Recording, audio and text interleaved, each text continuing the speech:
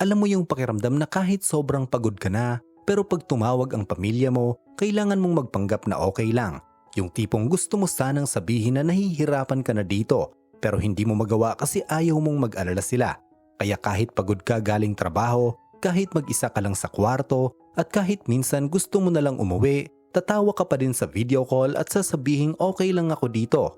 Bilang OFW, sanay tayong itago ang totoong nararamdaman natin dahil minsan mas inuuna pa nating patahimikin ang isip ng pamilya natin kaysa sabihin kung gaano na tayo kapagod. Sa video na ito, pag-uusapan natin ang mga pagod ng OFW na madalas tinatago na lang kahit ang bigat-bigat na. Siguro isa sa pinakamahirap ipaliwanag sa pamilya natin yung klase ng pagod na hindi nawawala kahit matulog ka pa. Yung gigising ka ng maaga kahit kulang ang tulog dahil kailangan mong pumasok. Minsan overtime pa. Minsan halos wala ng pahinga. May mga trabaho na sobrang init at meron ding sobrang lamig na parang tumatagos hanggang buto. Pero kahit anong panahon, tuloy pa din ang trabaho dahil wala namang choice. At hindi rin mawawala yung mga araw na toxic ang environment.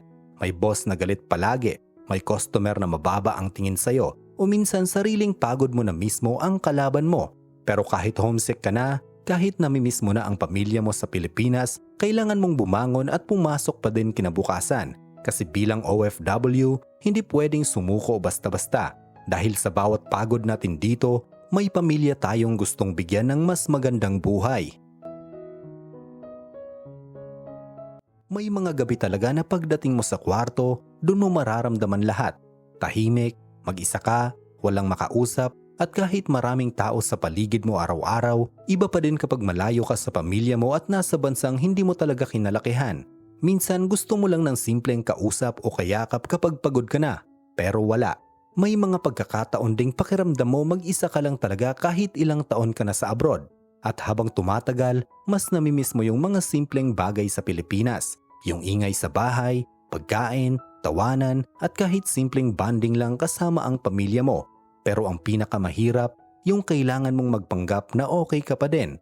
Kasi kapag tumawag ang pamilya mo, hindi mo naman pwedeng ipakita na umiiyak ka o sobrang bigat na ng pakiramdam mo. Kaya kahit ubos ka na emotionally, ngingiti ka na lang at sasabihing okay lang ako dito. Isa rin sa pinakamabigat bilang OFW, yung pressure na kailangan laging may maipadala. Minsan kasi habang tumatagal ka sa abroad, akala ng iba okay na okay ang buhay mo at marami ka ng pera.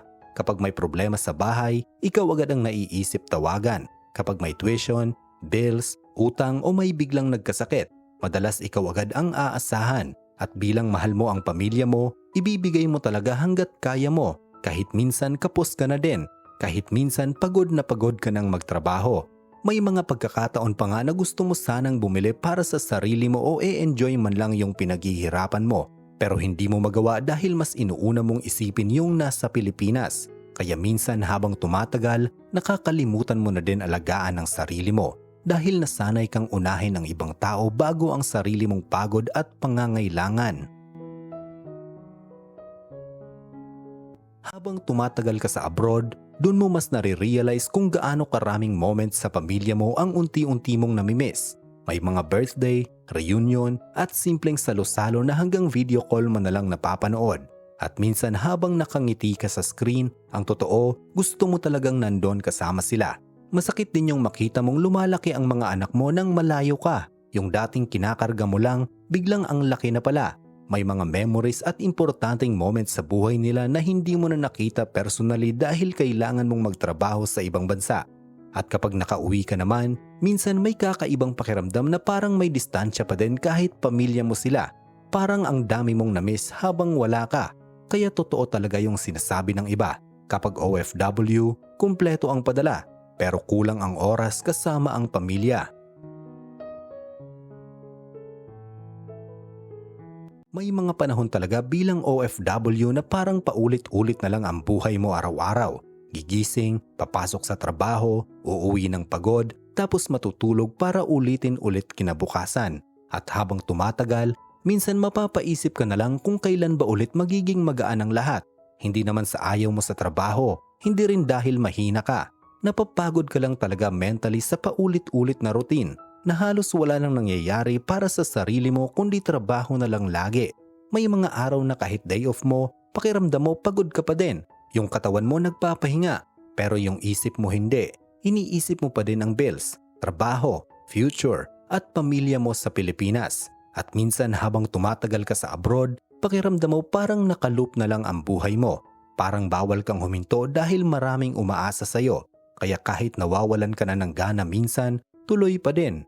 Pero normal lang mapagod. Normal lang na may mga araw na mabigat ang pakiramdam mo dahil hindi biro ang araw-araw na lumalaban ka ng malayo sa pamilya mo habang pasan-pasan mo ang responsibilidad sa buhay. Alam kong isa ka din sa mga OFW na hindi na lang nagsasabi ng totoong nararamdaman sa pamilya. Hindi dahil wala kang gustong sabihin, kundi dahil ayaw mo lang silang mag-alala. Kaya kahit sobrang pagod ka na sa trabaho, kahit mabigat na emotionally, at kahit may mga araw na gusto mo na lang sumuko, madalas sasabihin mo pa din na okay lang ako dito. Mas pipiliin mo na lang itago lahat kaysa magdagdag pa sa isipin ng pamilya mo sa Pilipinas. At habang tumatagal, nasasanay ka na lang sarilinin yung pagod at problema mo.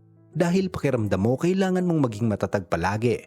At minsan natatakot ka ding magsabi ng totoong sitwasyon mo dahil ayaw mong marinig yung linyang umuwi ka na lang. Kasi alam mong hindi naman ganun kadaling umuwi lalo na kung maraming umaasa sa'yo. Kaya minsan, kahit hindi ka na okay, pipiliin mo na lang ngumiti sa video call at sasabihing ayos lang ang lahat. Sa lahat ng OFW na patuloy lumalaban araw-araw, sana wag mong kalimutang pahalagahan din ang sarili mo. Dahil sa sobrang sanay mong unahin ang pamilya mo, minsan nakakalimutan mo ng pagod ka na din pala. At kahit hindi man nasasabi ng marami, sobrang bigat ng mga sakripisyong ginagawa mo habang malayo ka sa mga taong mahal mo. Yung lungkot, pressure, pagod sa trabaho, at mga problemang ikaw lang mag-isa ang humaharap araw-araw. Pero tandaan mo, hindi ka hinaan ang mapagod. Hindi ka mahina dahil may mga araw na gusto mo na lang umiyak, sumuko, o umuwi. Normal lang mapagod lalo na kung araw-araw mong pasan ang responsibilidad para mabigyan ng mas magandang buhay ang pamilya mo.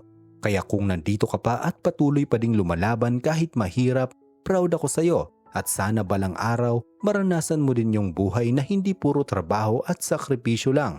At kung anuman ang saloobin mo na hindi mo masabi sa iba, i-comment mo ito sa ibaba. At kung nakarelate ka sa video na ito, pwede mong i-share para mas marami pang OFW ang makaramdam na hindi sila nag-iisa sa laban na araw-araw nilang dinadala. At kung gusto mo pa ng mga video na relatable sa OFW, pindutin mo lang ang subscribe button. Nag-a-upload ako ng 2 o higit pang video kada linggo.